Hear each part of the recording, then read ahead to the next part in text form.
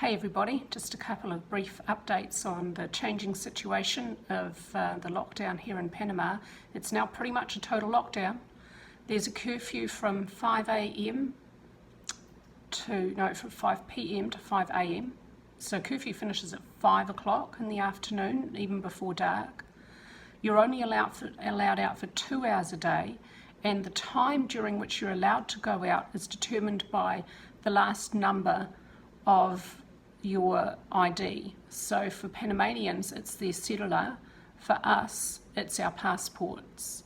So the last digit on Caesar's passport is 1, and the last digit on my passport is 3. So he's allowed out from 12:30 to 2:30, and I'm allowed out from 2:30 to 4:30. So there's no overlap because of the numbers randomly that we have. So I don't know that I'm going to be really comfortable going out here without him. My Spanish is almost non-existent. It's really bad. And I mean, maybe I'll just go for a walk around the block one day. I just don't know. You're only supposed to go out for essential needs though. You're only supposed to go out to get supplies from the supermarket or medicines from the pharmacy. So if I don't need to do that and Caesar can do that, I guess it means that I'm pretty much under house arrest by order of the government. So it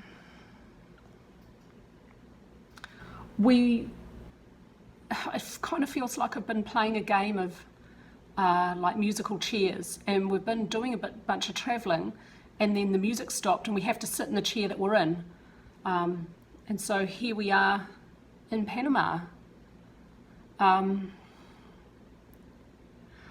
We're stuck in a hotel apartment, which is very expensive. And I mean, the view's okay, but I thought if we're gonna be stuck here in Panama City for weeks and weeks and probably even months, it would be so nice if we could move to a bigger apartment, a little bit more space, and maybe a view of the bay, and we could watch the ships entering the canal, and that would just be mesmerizing, and we could see the ocean. We can't surf, but if we could see the ocean, that would just make life so much more bearable. But so we looked on Airbnb and we figured that that might not be safe. What if we took an Airbnb listing and we'd have to take it for 45 days, that's fine. And then we get to the end of the 45 days and they've got another listing, or for some reason they just decide they just want to kick us out. We're kind of like homeless in a pandemic. That would suck.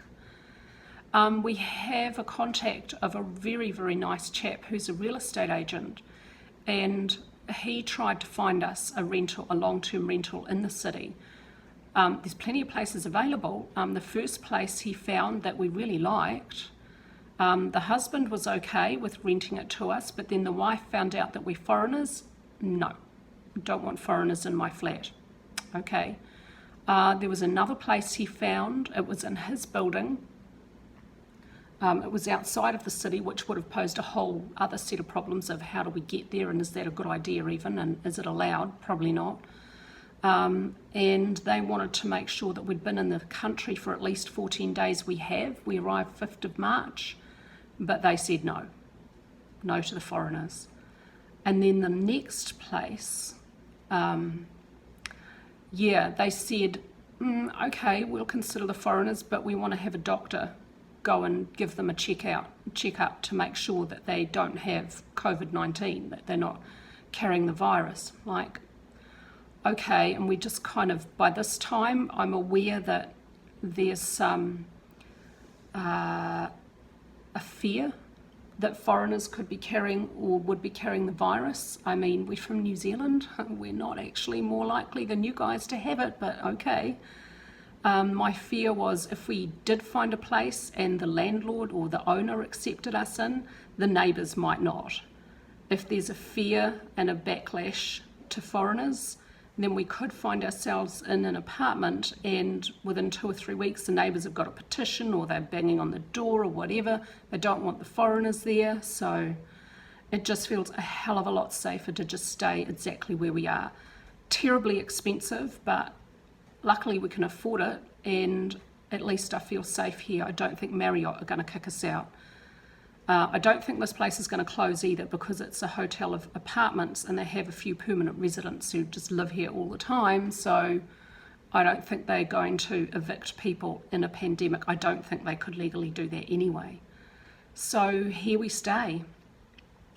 So I won't be going out much. I was going to try and, I don't even have a tripod, we didn't come with much. So I'm not going to be going out much, but they do have a really nice terrace here. And we've decided this afternoon, when it's time to get our work done after New York's closed, we're going to go down and set ourselves up on the nice little terrace. We'll wipe down some surfaces and hopefully it'll be okay and safe.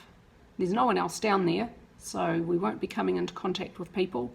And we'll get some work done with some fresh air, a bit of sunshine, maybe a bit of breeze, and with less traffic, less car fumes. So I'll show you around the little terrace.